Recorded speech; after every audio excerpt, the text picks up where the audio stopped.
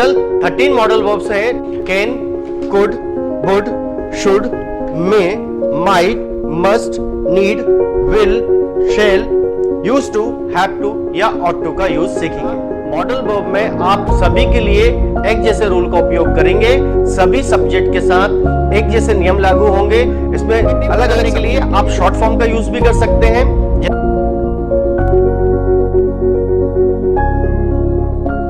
चलिए समझते हैं अब हम इन नियमों को, इन रूल्स को, जो कि आपको मॉडल वर्ब्स सीखने के लिए बहुत ज्यादा काम आने वाले हैं। रूल समझने के पहले एक बार फिर से मैं आपको बता देता हूं। मॉडल वर्ब का उपयोग होगा जब आप किसी को कोई रिक्वेस्ट करते हैं, कोई फॉर्मेलिटीज करना होती है, जब आप कोई फॉर्मल बात कर रहे होते हैं, जब आपको फॉर्मल लैंग्वेज का उपयोग करना होता है, जब आप किसी से कोई ऑफर कर रहे होते हैं, परमिशन मांगना या परमिशन देना होता है, जब आप एडवाइस यानी सलाह देते हैं, जब आप कैपेसिटी, एबिलिटी की बात करते हैं, जब आप कंपलसरी की बात करते हैं, जब आप प्रार्थना करते हैं, जब आप संभावनाओं को व्यक्त करते हैं, जब आप किसी को लीगल लैंग्वेज में बात करते हैं, तब आपको मॉडल वर्ब का यूज करना होता है। जो बातें प्रेजेंट टेंस में नहीं हो सकती हैं, जो बातें पास्ट टेंस में नहीं हो सकती हैं, जो बातें फ्यूचर टेंस में नहीं हो सकती हैं, जो संभावनाएं बताती हैं, ऐसी बातों को मॉडल वर्ब में यूज किया जाता है। ऐसी बातों को बताने के लिए मॉडल वर्ब का उपयोग किया जाता है। टोटल 13 मॉडल वर्ब्स हैं, टोटल 13 मॉडल वर्ब्स हैं। Could, would, should, may, might, must, need, will, shall, use to, have to या ऑट टू का यूज सीखेंगे। अब मैं आपको जो रूल बताऊंगा वो rule have to and use to को छोड़कर बाकी के सारे 11 मॉडल वर्ब्स पर लागू होगा। फिर से समझ लीजिए। अब मैं आपको जो रूल बताऊंगा वो सारे के सारे rules have to and use to इन 2 मॉडल वर्ब्स को छोड़कर सारे ही मॉडल वर्ब्स पर लागू होंगे। तो समझते हैं अपन शुरू से। सबसे पहली बात आपको जैसे आप टेंस में 2 तरह से सब्जेक्ट को डिवाइड करते हैं, क्लासिफिकेशन करते हैं। आप आई, यू, वी, दे और प्लूरल के लिए कुछ और नियम का उपयोग करते हैं, जबकि आप ही, शी, इट, एनी नेम और सिंगुलर के लिए अलग रूल का उपयोग करते हैं। मॉडल वर्ब में ऐसा कुछ भी नहीं होता। फिर से समझेंगे, मॉडल वर्ब में ऐसा कुछ भी नहीं होता। मॉडल वर्ब में आप सभी के लिए एक जैसे रूल का उपयोग करेंगे। आपको क्लासिफिकेशन नहीं करना है, आपको डिफरेंस क्रिएट नहीं करना है, अलग अलग सब्जेक्ट को अलग अलग नियम के हिसाब से नहीं समझना है। बहुत ही आसान सी बात है, बहुत ही सीधी सी बात है। सभी सब्जेक्ट के साथ एक जैसे नियम लागू होंगे। इसमें अलग अलग सब्जेक्ट के लिए अलग अलग रूल पढ़ने की आपको आवश्यकता नहीं होगी। तो बात ये रूल है कि आपको सारे सब्जेक्ट के साथ एक जैसे मॉडल वर्ब्स का उपयोग करना है। अगला रूल है, बहुत ही आसान है।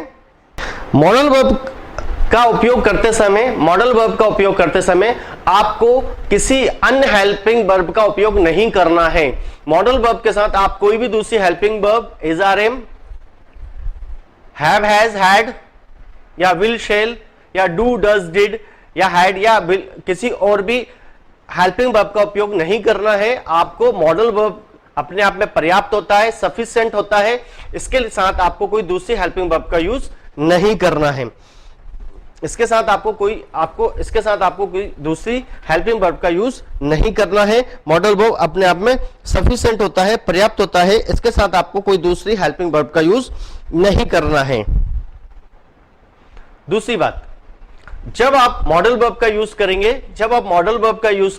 तब आप सभी मॉडल वर्ब्स के साथ वर्ब की फर्स्ट फॉर्म का यूज करेंगे, अर्थात आपको वर्ब की second form, third form, singular form या आईएनजी फॉर्म का यूज कहीं नहीं करना है। आपको सारे ही मॉडल वर्ब्स के साथ सिर्फ और सिर्फ वर्ब की फर्स्ट फॉर्म का यूज करना है, फर्स्ट फॉर्म का उपयोग करना है।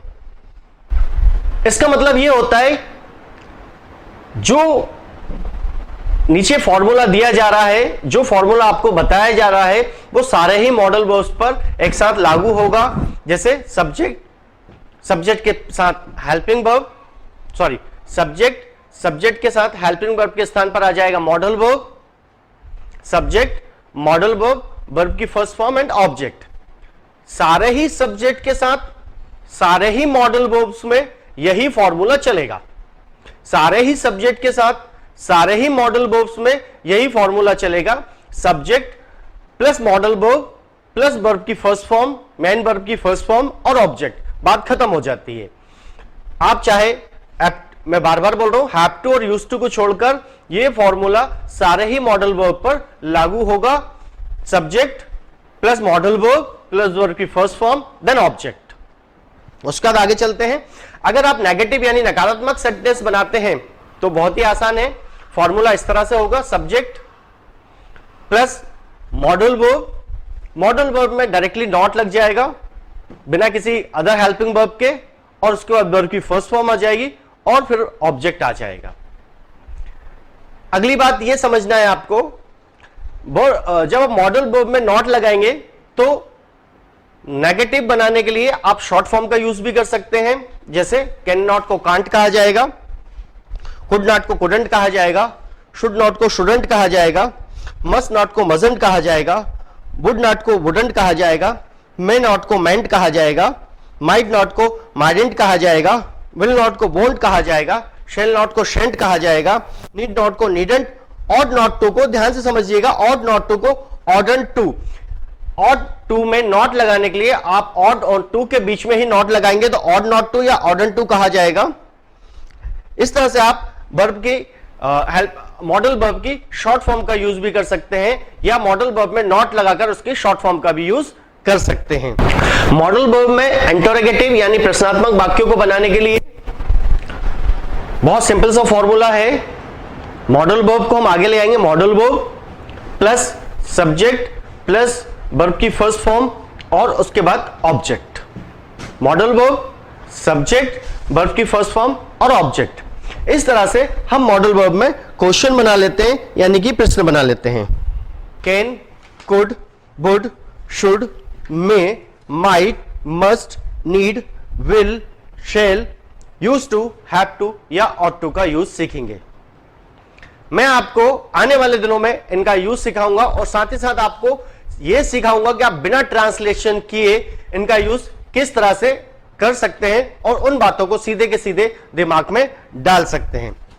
तो ये हमारे साथ, और आने वाले वीडियो में मैं अरविंद नेमा आपको इंग्लिश के कुछ और कॉन्सेप्ट्स क्लियर करूंगा जो आपको इजी टू इजियर, बहुत आसान तरीके से समझाई जाएंगी, ताकि आपके सारे कॉन्सेप्ट बहुत शीघ्र अतिशीघ्र, बहुत ही इजी भाषा में, बहुत ही आसान भाषा में, बहुत आसानी से क्लियर हो जाए। Thank you very much.